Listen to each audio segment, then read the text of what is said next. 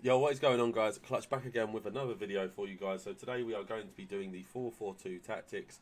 4-4-2 is one of the strongest formations in the game. It's incredibly balanced, really good formation to use on FIFA 23. So before we get into it, if you haven't already, please drop a like, drop a comment, and let me know how you get on with these tactics. If you've got any questions, I'll reply to every single comment down in the comments. And if you haven't already, drop a sub, because listen, guys, look, 82% of the people that watch the videos are not subscribed.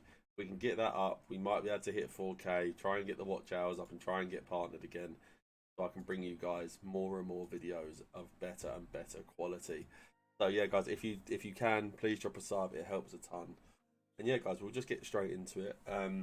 Nothing too crazy going on there. Just ignore the team. Don't worry about it. We're just going to head straight into the tactics, okay? So we are obviously just going to be starting on balance. You could use press after possession loss, but for me, it's not. It's just not it anymore this year. It used to be obviously very, very good, but as the game cycle's gone on, they've patched it.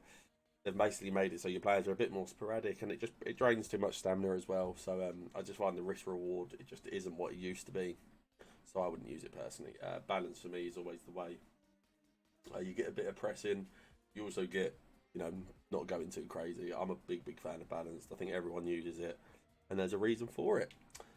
Width is on 45. This because we still want some width, because obviously the 4-4-2, but we don't want them to be too wide, because I find if my left mid right mids drift too far wide, they don't get involved enough and don't really help in the build up play and scoring goals every now and then. So 45 is for me.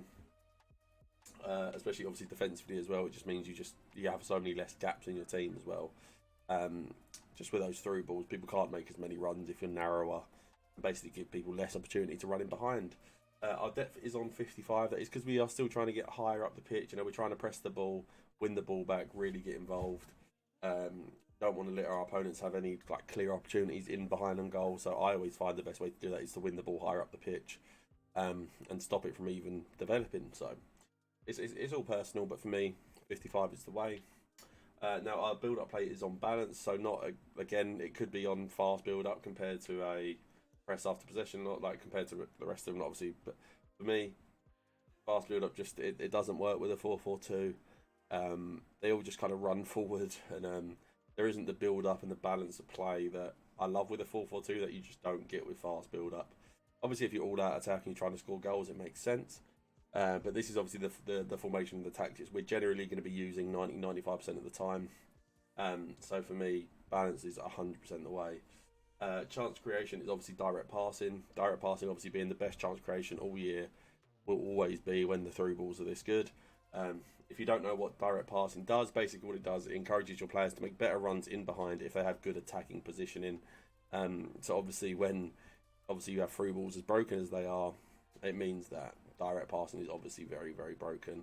And especially if you're using these higher tier elite cards, like if you've used R9s or the higher level Mbappes and things like that, they make incredible runs, and it's mainly due to the fact of direct passing. So make sure you have it on. I already spoke about the width. Obviously, like I said, I don't like to have them too wide because I find they don't get involved enough in the build up and the attacking play. So that's why I have it on 45. But I still want some width to stretch the opponent's team, not allow him to be crumpled up in the middle and block all the space. So yeah, 45 is the way. I do have my players in the box on 5. Now that is mainly because I don't want my midfielders making runs into the box. A lot of the time I want my two midfielders to be sitting in and around the edge of the box and basically be my reset option. So when I'm in and around the box, I have basically a bailout pass in case I can't maybe create the opportunity that I thought I could at the time. I find that if you have 6, at least one of the midfielders starts to make run in the boxes, and it means that basically you end up getting trapped and stuck in the corners if it doesn't work out, like I said, the way you want it to, or you end up trying to force something because you don't have an extra option. Whereas, like I said, with the 4-4-2, it's quite balanced. You want to take your time, really pick your opportunities. You don't want to just be flying at people aimlessly. Corners is on 2. That's obviously for my corner tactic. If you want to see it, let me know in the comments. And yeah, so that is obviously just the tactics. We'll obviously go through the instructions as well. So we do have both of our strikers on stay central and getting behind. Obviously, it's pretty self-explanatory. It's because we want them to run centrally in behind our the opponent's team to get us those golden opportunities. There's not really much more else to say about it. Obviously, direct passing helps a ton alongside these instructions.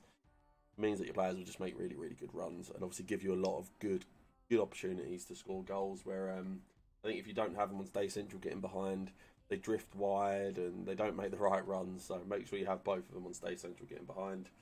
Now we do have both of our centre mids on the same tactic, and that is literally just cover centre. So we don't have either of them on stay back while attacking. And like I said, that's because I do want them to be in and around the edge of the box and being available for bailout passes.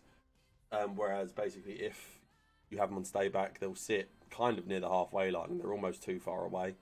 Whereas if you have them on balance compared to stay back, they'll sit a bit closer and make it a lot easier to overwhelm your opponent. So that's why we've got both on balance compared to stay back. We do have both of our wingers on the same instructions as well. We have them on getting behind and getting to the box for cross.